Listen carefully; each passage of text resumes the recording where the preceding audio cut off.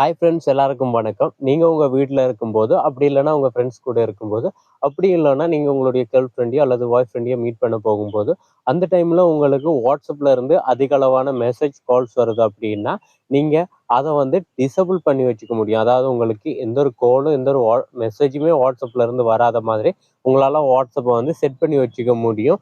அதாவது உங்களுடைய இன்டர்நெட் வந்து ஆனில் இருந்தாலும் அவங்களே உங்களுடைய ஃபோனை வாங்கி வாட்ஸ்அப் யூஸ் பண்ணிட்டு இருந்தால் கூட உங்களுக்கு எந்த ஒரு மெசேஜுமே யார்கிட்ட இருந்து எந்த ஒரு மெசேஜும் எந்த ஒரு காலுமே வராத மாதிரி உங்களால் வாட்ஸ்அப்பில் செட் பண்ணி வச்சுக்க முடியும்.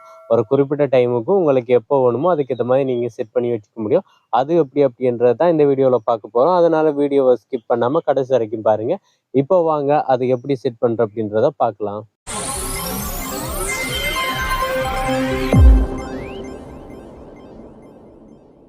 ஓகே ஃப்ரெண்ட்ஸ், இதுக்கு ஃபஸ்ட்டு நீங்கள் உங்களுடைய வாட்ஸ்அப்பை இந்த மாதிரி டிக் பண்ணி பிடிங்க. அதாவது வாட்ஸ்அப் ஓப்பன் பண்ண வாட்ஸ்அப்பை இந்த மாதிரி டிக் பண்ணி பிடிங்க. அந்த ஆப்பை டிக் பண்ணது உங்களுக்கு இந்த மாதிரி ஆப் இன்போ அப்படின்னு வரும். அப்படி இல்லைன்னா உங்களுக்கு இந்த மாதிரி ஸ்க்ரீனில் தெரியுற மாதிரி இந்த மாதிரி ஒரு ஐக்கான் ஷோ ஆகும். அதை இந்த மாதிரி கிளிக் பண்ணுங்கள். கிளிக் பண்ணிங்க அப்படின்னா உங்களுக்கு இந்த மாதிரி வரும். ஸோ ஒருவேளை உங்களுக்கு இப்படி வரல அப்படின்னா நீங்கள் பேக் பண்ணிவிட்டு இப்போ வந்து நீங்கள் உங்களுடைய ஃபோனில் இருக்கிற அந்த செட்டிங்ஸை ஓப்பன் பண்ணிக்கோங்க.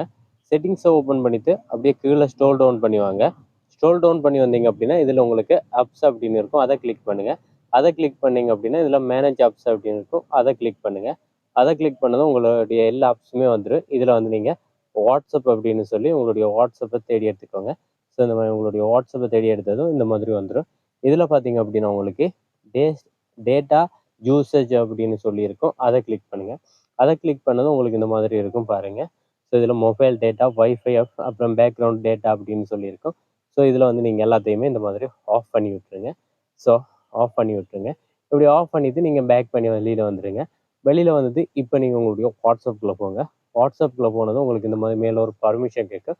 அதை வந்து நீங்கள் இந்த மாதிரி ஸ்கிப் பண்ணி விட்டுருங்க. ஸோ இந்த மாதிரி பண்ணி விட்டுட்டிங்கன்னா இப்போ பாருங்கள், நான் மெசேஜ் அனுப்புகிறேன் பாருங்கள். நானே வாட்ஸ்அப்பில் வந்து மெசேஜ் பண்ணுறேன் ஹாய்னு. ஆனால் பார்த்தீங்க அப்படின்னா அந்த மெசேஜ் வந்து சென்ட் ஆகலை. ஸோ இன்டர்நெட் வந்து ஆனில் தான் இருக்குது, ஆனால் மெசேஜ் சென்ட் ஆகாது. அதே மாதிரி அவங்க நமக்கு அந்த டைமுக்கு மெசேஜ் பண்ணாலும், அதாவது வாட்ஸ்அப்பில் யார் மெசேஜ் கால் பண்ணாலும் நமக்கு அந்த மெசேஜ் வந்து ரிசீவ் ஆகாது. நம்ம மறுபடியும் எப்போ அதை வந்து எனேபிள் பண்ணுறோமோ அப்போ தான் நமக்கு மெசேஜ் எல்லாமே சென்ட் ஆகும். ஸோ இந்த மாதிரி உங்களுக்கு எப்போ வேணுமோ அப்போல்லாம் நீங்கள் இந்த மாதிரி வாட்ஸ்அப்பை டிசேபிள் பண்ணிவிட்டு அதுக்கப்புறமா நீங்கள் அன்டிசேபிள் பண்ணிக்கலாம்.